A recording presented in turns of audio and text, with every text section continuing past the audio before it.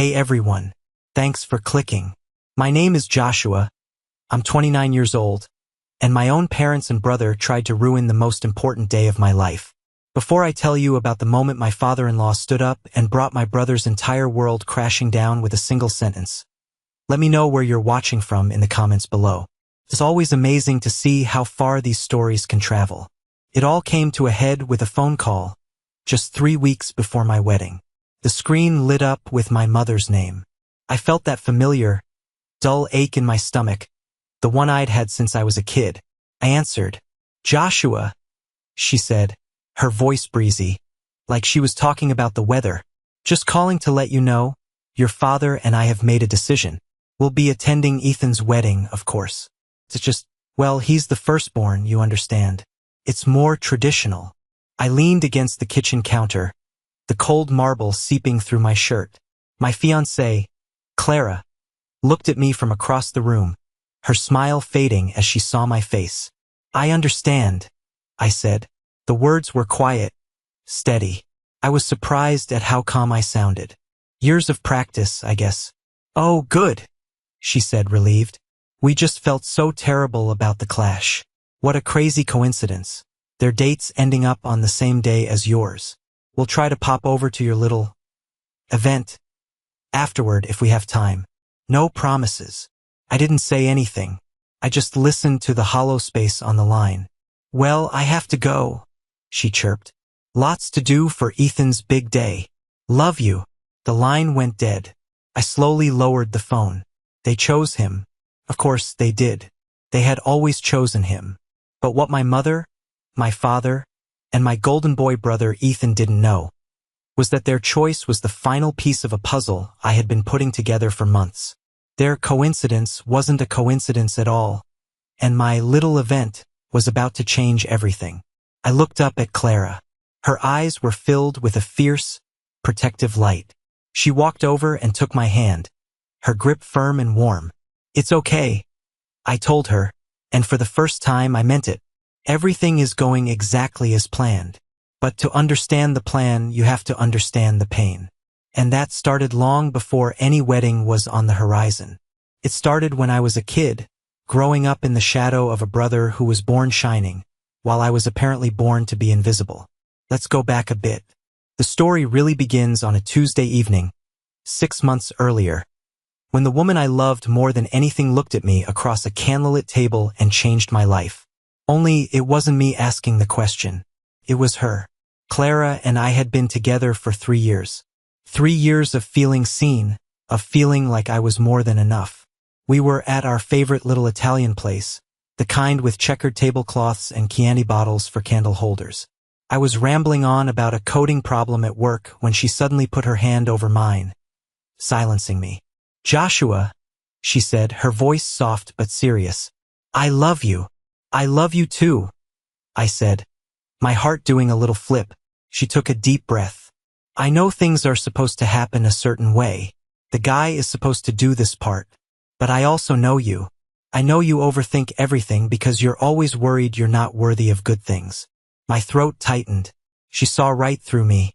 She slid her other hand into her purse and pulled out a small, simple box. Not a ring box, but a beautiful wooden one. She opened it. Inside, nestled on a black velvet cushion, was a stunning classic watch. "Joshua," she said, her eyes locked on mine, "I don't want to spend my life with anyone else. Will you marry me?" Tears welled in my eyes, not just of joy, but of a profound, overwhelming relief. Someone chose me. Someone saw all my broken pieces and didn't just accept them. She loved them. I could barely speak. I just nodded, a huge, goofy grin spreading across my face as she slid the watch onto my wrist. "Yes," I finally managed to say. 1,000 times, yes. The happiness was so pure, so bright, it almost hurt. But as we left the restaurant, walking hand in hand through the cool night air, a familiar darkness began to creep in at the edges of my joy. The inevitable next step, telling our families. Telling her parents was a dream. Her father, Mr. Harrison, was a warm, imposing man with a handshake that could crush walnuts. He pulled me into a hug that lifted me off the ground and boomed, "Welcome to the family, son."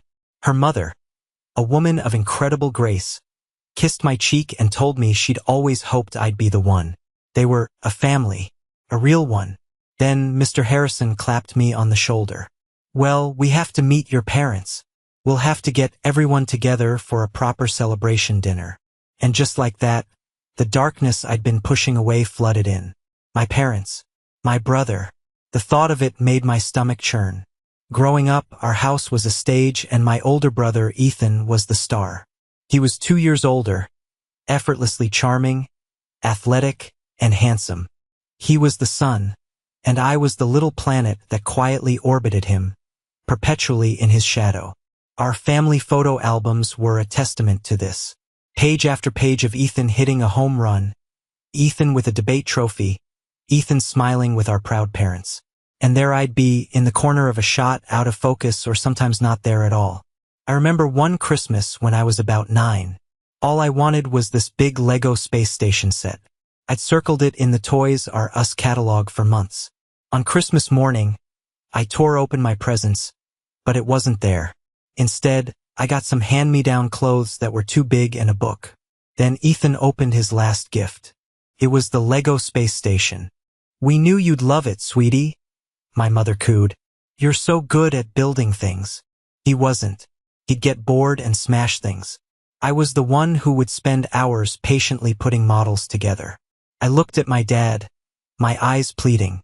He just shrugged. "Your brother's older, Joshua. He gets first pick. You know the rules." Ethan ripped the box open, dumped the pieces on the floor, and started clicking a few together before getting frustrated. "This is stupid," he declared after 5 minutes, and kicked the pile, sending plastic bricks scattering under the sofa. Later that night, long after everyone was asleep, I crept downstairs and started building it myself, piece by piece, in the quiet dark. The next morning, when he saw the completed station, he claimed he'd finished it. My parents praised his genius. I never said a word. That was my role. The silent, invisible stagehand in the grand production of Ethan's perfect life. That pattern continued all through our school years. Ethan was the popular jock, the life of the party. I was the quiet, nerdy kid who got straight A's. You'd think that would be something for my parents to be proud of, right? Wrong. To them, my academic success was just weird. It was another way I failed to be like Ethan.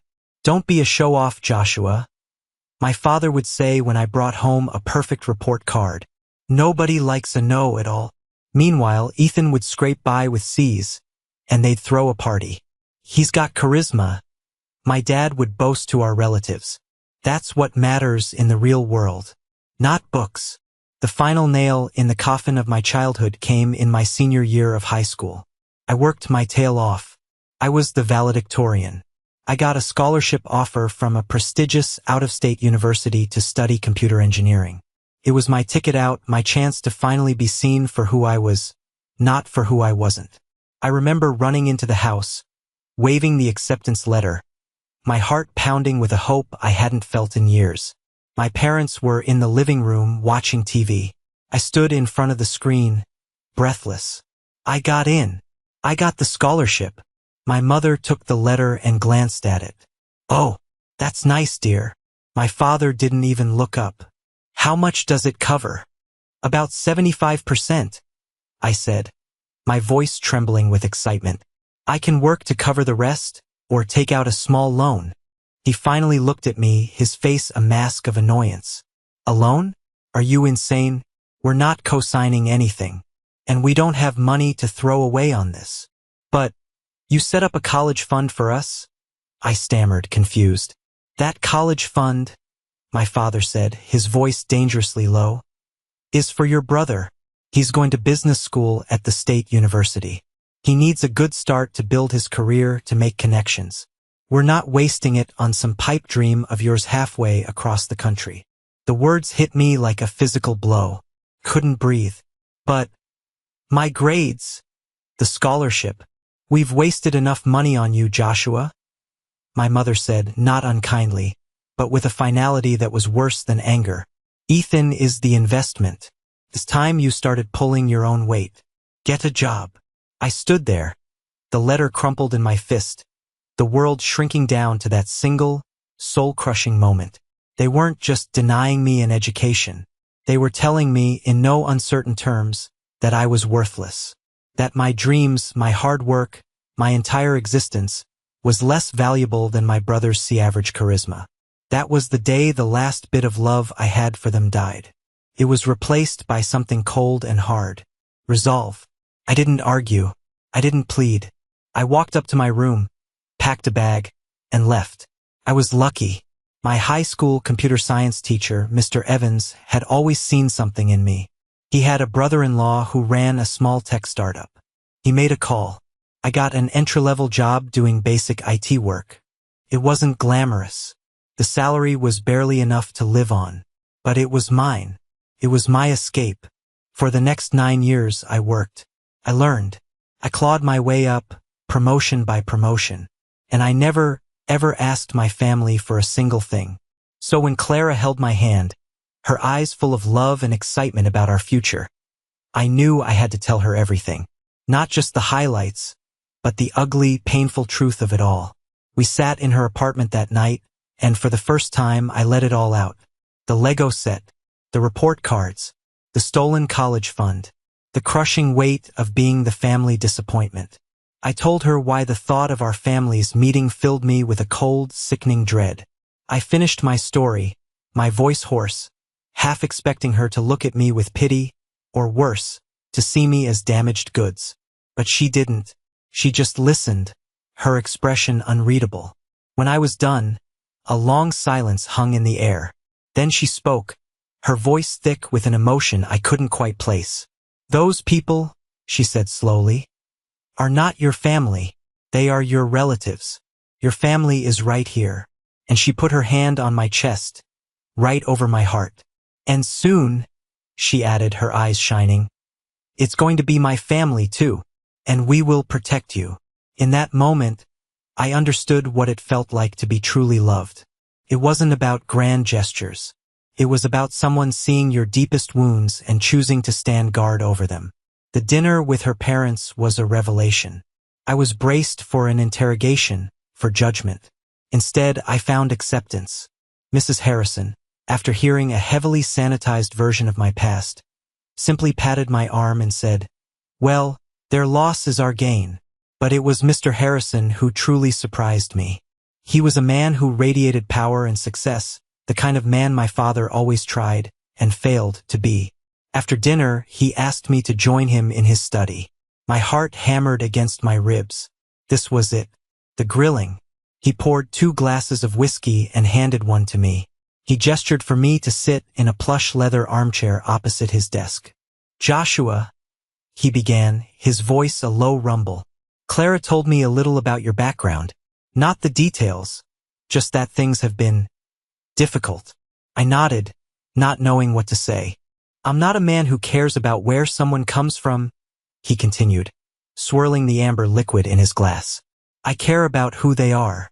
For 3 years, I've watched you treat my daughter with a respect and kindness that every father hopes for.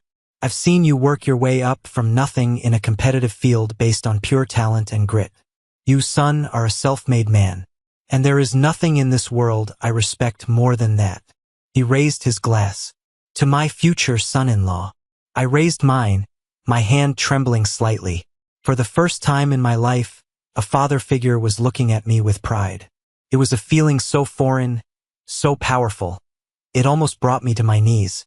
I left their house that night feeling 10 feet tall. I had a family now, a real one. And with them by my side, I felt like I could finally face the ghosts of my past. I just didn't realize those ghosts were about to materialize in the most destructive way possible. The night of the big family meeting arrived a week later. Clara, knowing how stressed I was, had booked a private room at a high-end steakhouse. It was neutral territory, elegant and quiet, a place, I hoped, that might inspire some semblance of civilized behavior from my family. I was a fool to be so optimistic. The Harrisons arrived first, right on time, impeccably dressed and carrying a beautiful bouquet of flowers for my mother.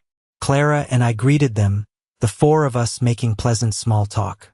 Then, 20 minutes late, my family blew in like a Category 4 hurricane.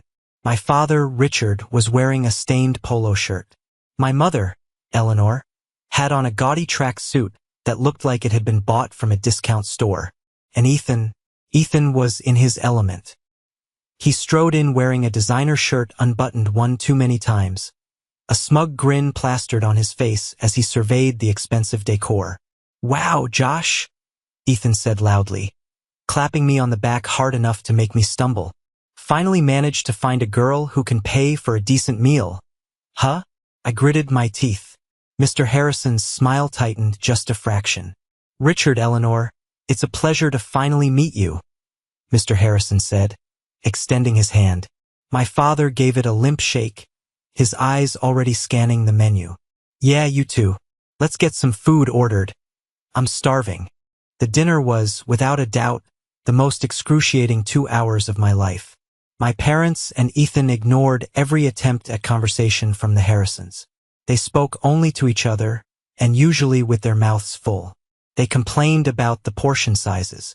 They argued over who got the last bread roll. My mother, Eleanor, actually pulled out a calculator to estimate the cost of the meal, whistling loudly and saying, "You're really splurging on my boy, huh?" Clara's parents were masters of diplomacy, trying to steer the conversation toward neutral topics. "So, Ethan," Mrs. Harrison said with a polite smile, "Joshua tells us you work in finance." Ethan leaned back, puffing out his chest. "Yeah, big shot investment banking. It's a killer market, but I'm on the fast track. Looking at a huge promotion to director soon.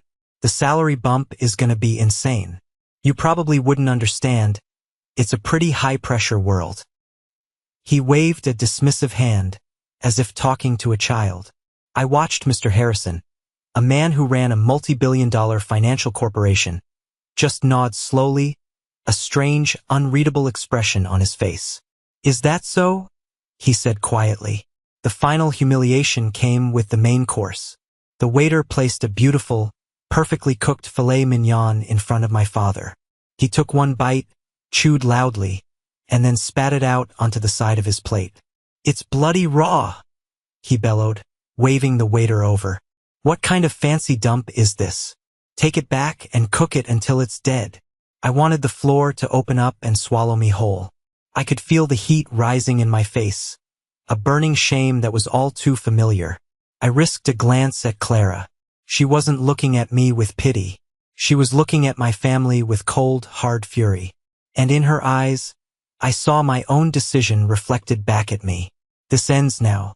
Just when I thought the evening couldn't possibly get any worse, Ethan decided to reclaim the spotlight.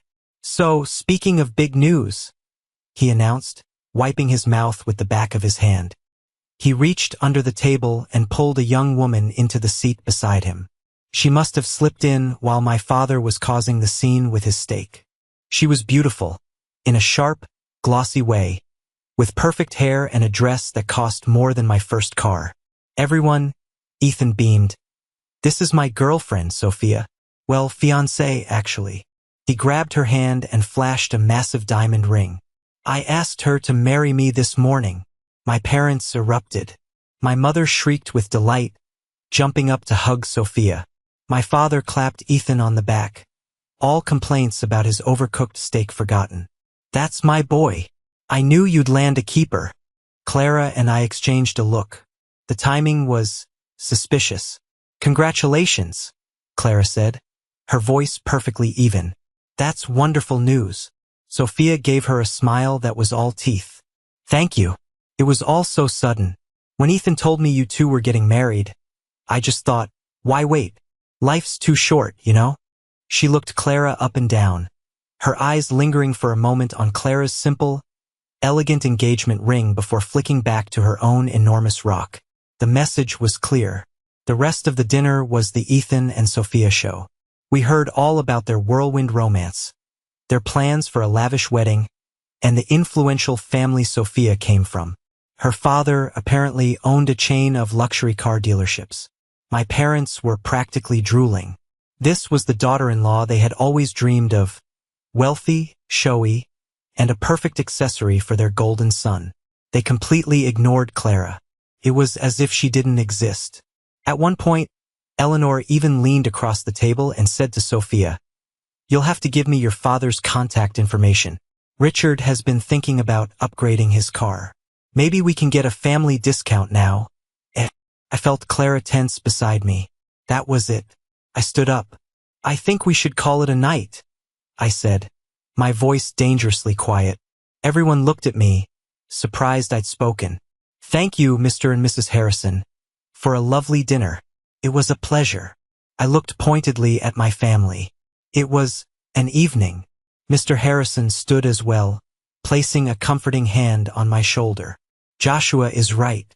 It's getting late." As we were leaving, Sophia pulled me aside for a moment, her voice dropping to a conspiratorial whisper. "Hey, I'm so excited to be sisters-in-law. We should totally do some wedding planning together. I'd love to hear about your, plans." The way she said plans was laced with a condescending pity that made my skin crawl. It was the tone people use when they ask about your community college certificate when they have a PhD from Harvard. "We're keeping things simple," I said, pulling away. "Oh, I'm sure," she said with that bright, fake smile. "Well, can't wait to see it." As I watched them leave, Ethan with his arms slung possessively around Sophia, and my parents fawning over her, I had a sinking feeling. This wasn't just a surprise announcement. This was a declaration of war, and I was just beginning to understand the battlefield. The first shot was fired 3 days later. My phone rang. It was Ethan. "Hey, little bro," he said, his voice dripping with false cheer. "Got some amazing news. Sophia and I set our date." "Okay," I said, bracing myself. "Yeah, we found the most incredible venue, but they're booked solid for years. Except for one cancellation. Can you believe our luck? It's in October. October 14th. I froze. October 14th. My wedding day.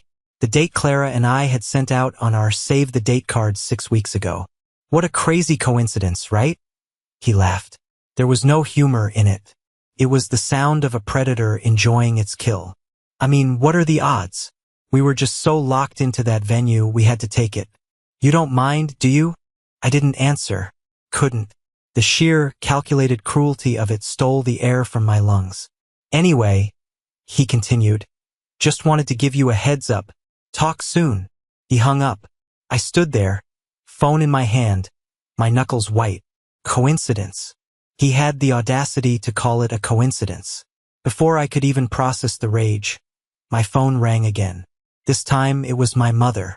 Her call was the one I detailed at the start of this story. "We'll be attending Ethan's wedding, of course. He's the firstborn, you understand. We'll try to pop over to your little event afterward, if we have time." That was it. The final, unforgivable betrayal. It wasn't just that they chose him. It was the casual, dismissive way they did it. My wedding, the most important day of my life, was reduced to a little event they might pop over to. The culmination of a lifetime of being told I was second best. An afterthought. When I hung up, a strange calm washed over me. The hurt was still there, a deep, cold stone in my gut. But the anger had burned away, leaving behind something clean and hard as steel. Purpose. I walked into the living room where Clara was on her laptop, looking at flower arrangements. She saw my face and her own fell. "They did it, didn't they?" she whispered. I nodded. "Ethan's wedding is October 14th, and my parents just called to confirm they'll be attending his." I watched as a storm of emotions crossed her face, fury, disbelief, and then a slow, dangerous smile. She closed her laptop. "Okay," she said, her voice firm. "Forget the flowers. Forget the budget. Forget the small, intimate wedding we talked about." She stood up and walked over to me, taking both of my hands in hers. Her eyes were blazing. "Your father-in-law," she said, a new and thrilling emphasis on the words, "owns one of the most successful event planning subsidiaries in the state. We're not going to have a little event, Joshua. We're going to have a wedding that will be remembered. We're going to give them a front row seat to the biggest mistake of their lives." And in that moment, I let go of the last shred of hope that my family would ever change. I let go of the need for their approval. I had a new family now, and we weren't just planning a wedding anymore. We were planning a reckoning. The next 3 months were a blur of clandestine operations. We became wedding commandos, operating in total secrecy. The first rule of our new plan was a complete information blackout. My family was put on a strict no-contact list. Their calls went to voicemail. Their texts were left unread. When Sophia, true to her word, sent a series of cloying texts asking for planning updates, Clara would reply with vague, one-word answers. "How's the venue search?" she'd ask. "Fine," Clara would reply. "Found a dress yet?" "Yep." It drove them crazy. I heard through my Uncle David, my dad's younger brother and the only person in the family who ever showed me an ounce of kindness, that my mother was complaining to everyone who would listen. "I don't understand why Joshua is being so secretive. It's probably because he's embarrassed. I bet they're just doing something small in a backyard. Let them think that." It was perfect.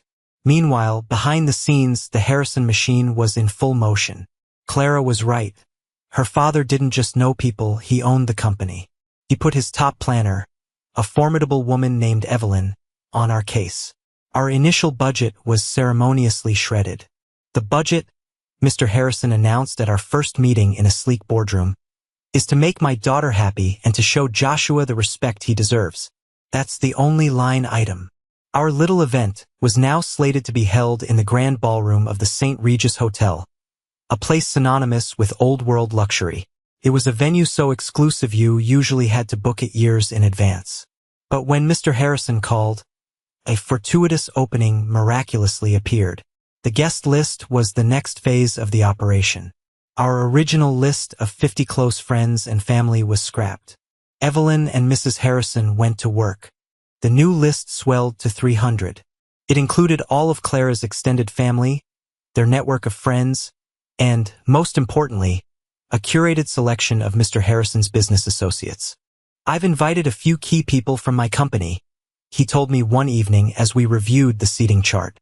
He tapped a name on the list. "And some board members. And our primary legal counsel. It'll be good for them to see what real integrity looks like." There was a glint in his eye I was beginning to recognize. It was the look of a chess master positioning his pieces for checkmate. He asked me about Ethan's company. I told him the name of the mid-level investment firm where Ethan worked. Mr. Harrison just nodded slowly, a thoughtful expression on his face. "H&H Financial has a working relationship with them," he said cryptically. "We're on the other side of a big merger deal they're involved in." Interesting. That was a detail I filed away. Felt important. Everything was top tier. A 10-piece band. A celebrity chef designing the menu. A floral designer who created breathtaking installations that looked like something out of a fairy tale. Clara's dress was a custom-made masterpiece. I was fitted for a bespoke tuxedo. It was surreal. Part of me, the part that was still that little boy in the corner, felt a constant, nagging sense of imposter syndrome. I didn't deserve all this. But every time I felt that doubt, Clara or her parents would be there. Mrs. Harrison would loop her arm through mine during a cake tasting and say, "Joshua, you have a light in your eyes I haven't seen before. It suits you." Mr. Harrison would clap me on the shoulder after a meeting and say, "You're handling all this like a pro, son." They weren't just throwing a party. They were rebuilding my sense of self-worth, one luxurious, affirming detail at a time. The final piece of the plan was the most difficult. We had to invite my family. Not because we wanted them there, but because their presence was necessary for the plan to work. The invitation was sent. A thick, cream-colored card with gold leaf lettering that probably cost more than their dinner.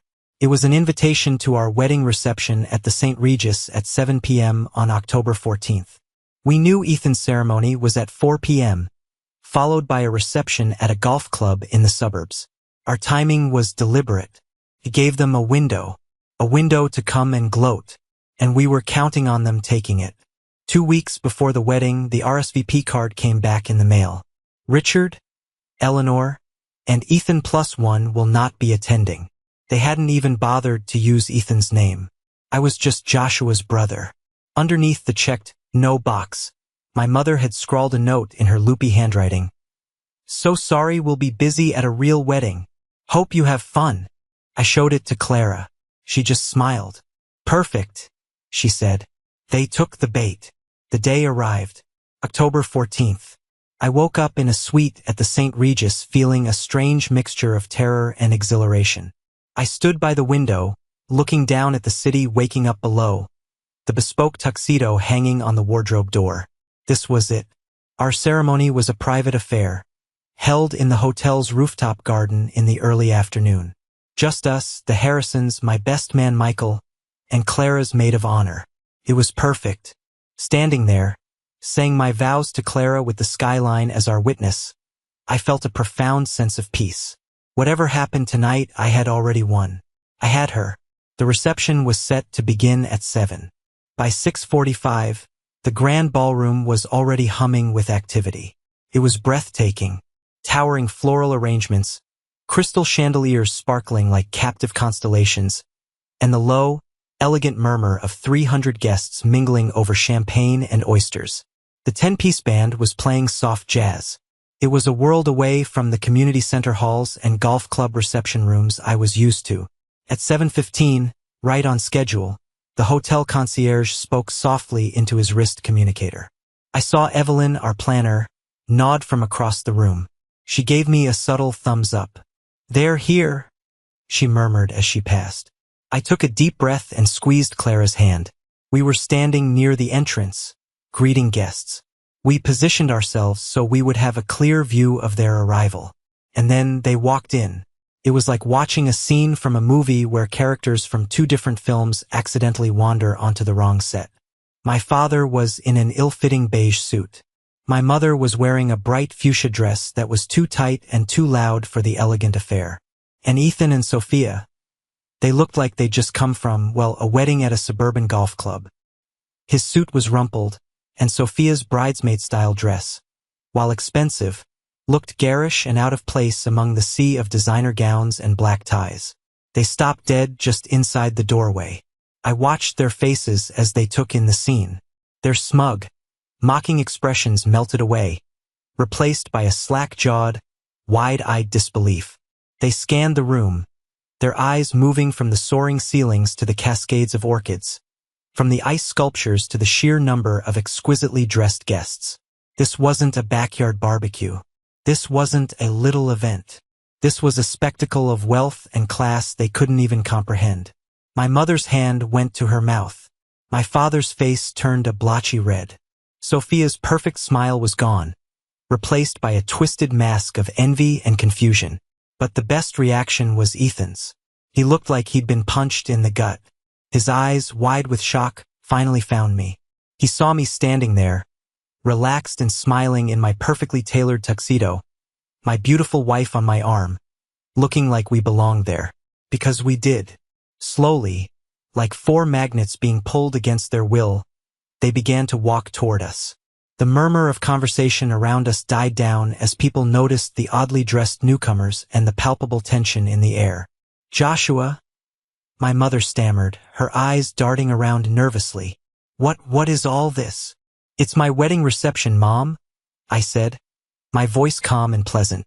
"I'm so glad you could make it." "But how?" my father sputtered, gesturing vaguely at the room. "Who paid for?" "We did," Clara said, her voice like honey-coated steel. "We're so happy you could come to celebrate with us. Richard, Eleanor." She nodded at them, a queen acknowledging her less-than-loyal subjects. Then her eyes landed on Sophia. "And you must be the other bride. Congratulations." The way she said "other bride" was a masterpiece of subtle dismissal. Sophia flinched as if she'd been slapped. Ethan finally found his voice. "What is this, Josh?" he hissed, his voice low and furious. "Some kind of joke? Where did you get the money for this? Did you win the lottery?" "Something like that," I said with a small smile. "I married the right woman." Right on cue, the band leader tapped his microphone. "Ladies and gentlemen, if I could have your attention, please. It is my great honor to introduce the father of the bride, for a toast to the happy couple." Please give a warm welcome to Mr. Robert Harrison. And that's when the floor truly dropped out from under them. The band leader's voice boomed through the ballroom's state-of-the-art sound system. Ladies and gentlemen, a warm welcome for the father of the bride, the chairman and CEO of H&H Financial Group, Mr. Robert Harrison. A wave of applause swept through the room. But I wasn't watching the stage. My eyes were locked on my brother. The color drained from Ethan's face. It literally vanished, leaving him a pasty, sickly white. His jaw went slack. Sophia, standing next to him, let out a tiny, strangled gasp.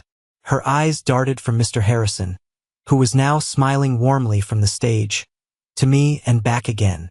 The fake tan and diamond confidence she wore like armor had evaporated, revealing the raw, panicked greed beneath. H&H Financial Group. The company wasn't just a name to Ethan. It was his entire world. H&H was the titan on the other side of the big merger deal his small firm was desperately trying to close. Mr. Harrison wasn't just a CEO. He was the CEO. The man whose approval Ethan had been brown-nosing and scheming to get for the better part of a year. The man who held Ethan's coveted promotion, his massive salary increase, his entire future, in the palm of his hand. And he had just been introduced as my father-in-law. Mr. Harrison began to speak, his voice filled with warmth and genuine emotion. He talked about Clara, his wonderful daughter. Then he turned his attention to me.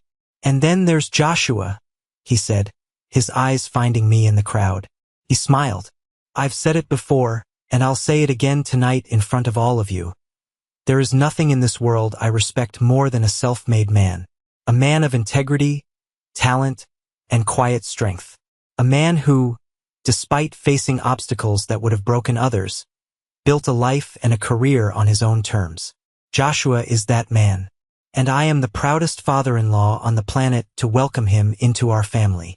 The room erupted in another round of heartfelt applause. It was a perfect, beautiful speech. But for my family, every word was a hammer blow. Obstacles that would have broken others. They were the obstacles. Built a life on his own terms. Because they gave him no other choice. Ethan was shaking. I could see it from across the room. He turned to Sophia, his face a mask of pure fury. You knew about this? He spat. His voice a harsh whisper that still carried in the stunned silence around them. Knew about what? She hissed back, her eyes wide with panic. How could I know? You told me he was a nobody. A broke loser. This was your job. You were supposed to find out about them. He snarled. My promotion. My entire career. You've ruined everything. I ruined it? Sophia's voice rose to a shriek. You're the one who's been lying to your bosses, pretending you have some in with the H&H deal. You're a fraud. Ethan, a fraud living off your parents' credit cards. It was a complete and utter meltdown. In the middle of my wedding reception, in front of 300 of the city's most influential people, in front of his CEO, my father tried to grab Ethan's arm. Son, not here. Ethan shook him off violently. Don't touch me. This is all your fault. You told me he was nothing. You told me to ignore him. The spell was broken. Hotel security, discreet but firm, began to move toward them. Guests were staring, whispering.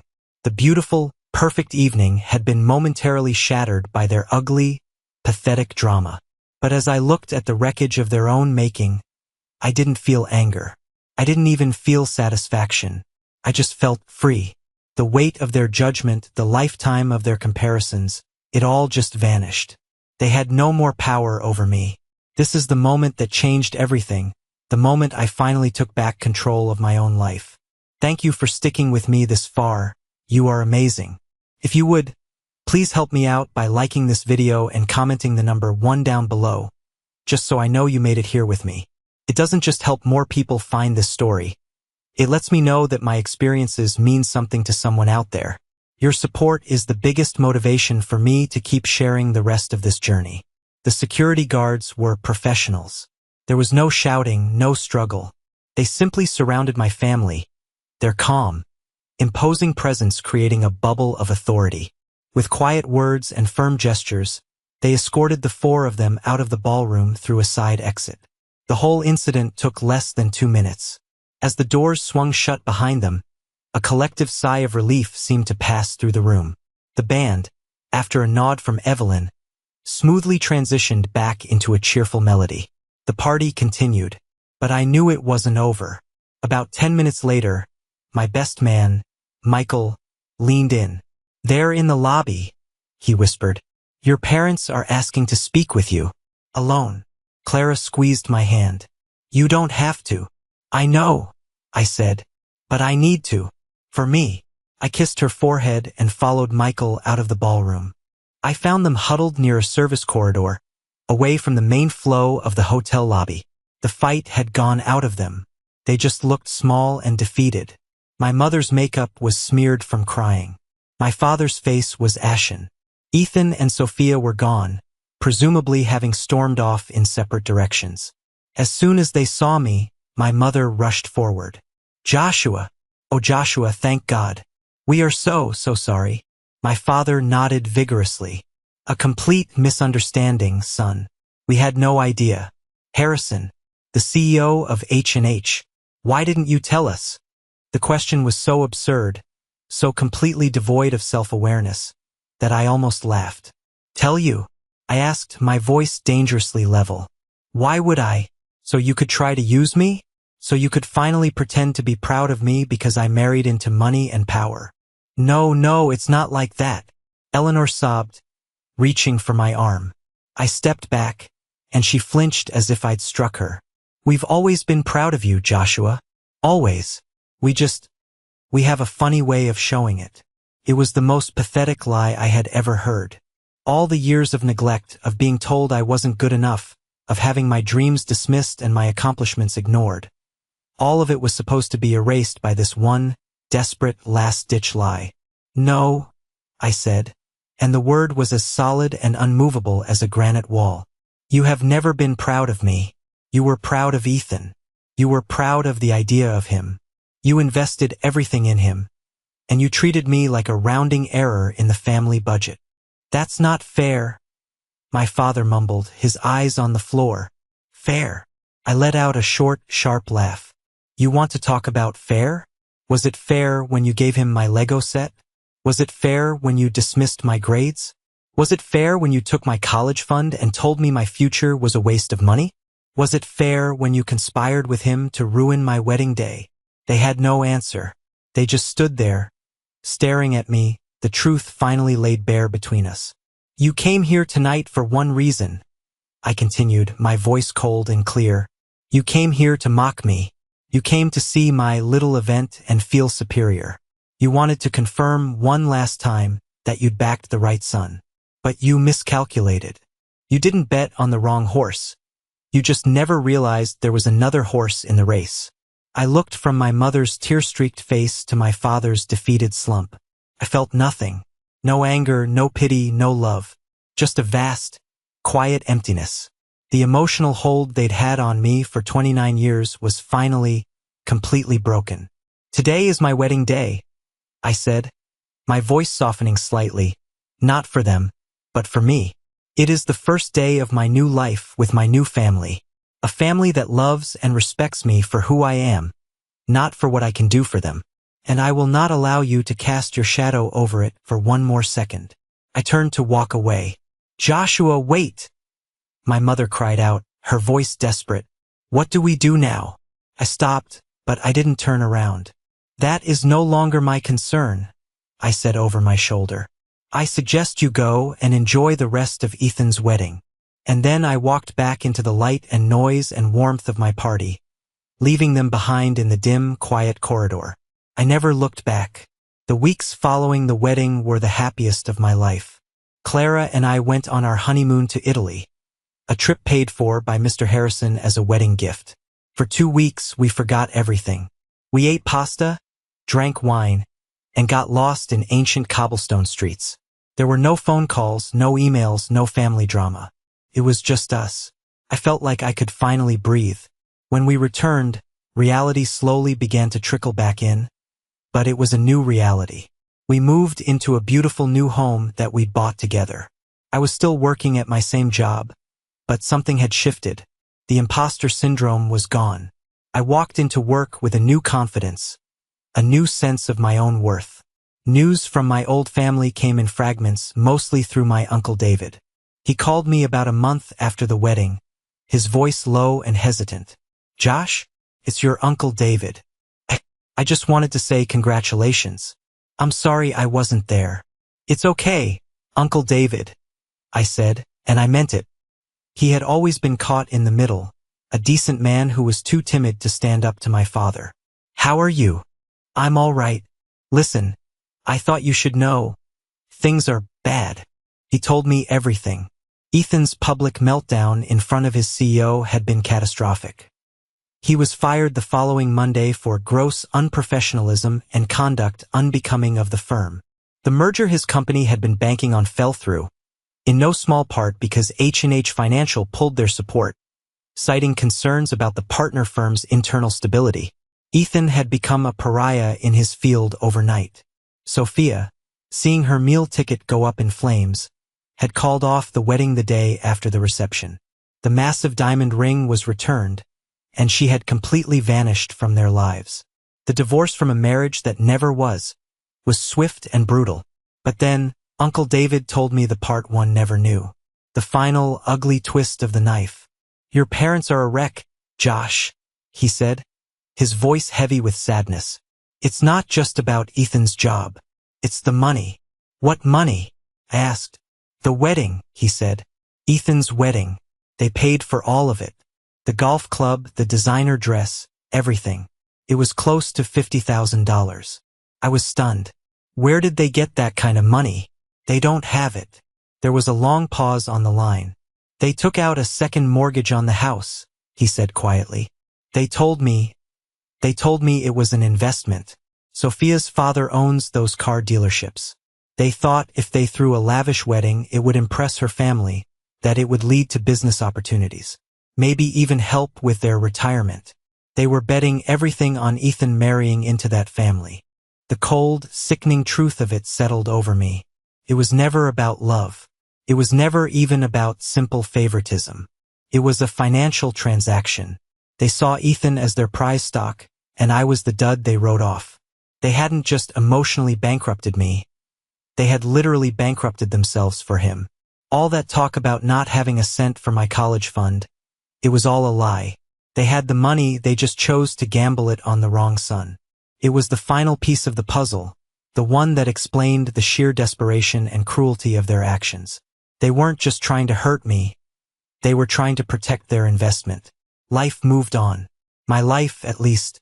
A few months after the honeymoon, Mr. Harrison called me into his office. Not as his son-in-law, but as Joshua, the software engineer. He had heard about a complex data integration project I had successfully led at my company. H&H Financial was facing a similar challenge on a much larger scale. "I want you to lead the project," he said, his tone all business. "Not as a favor. You'll interview with my CTO and my board. If they agree you're the best person for the job, I want to offer you a senior position here.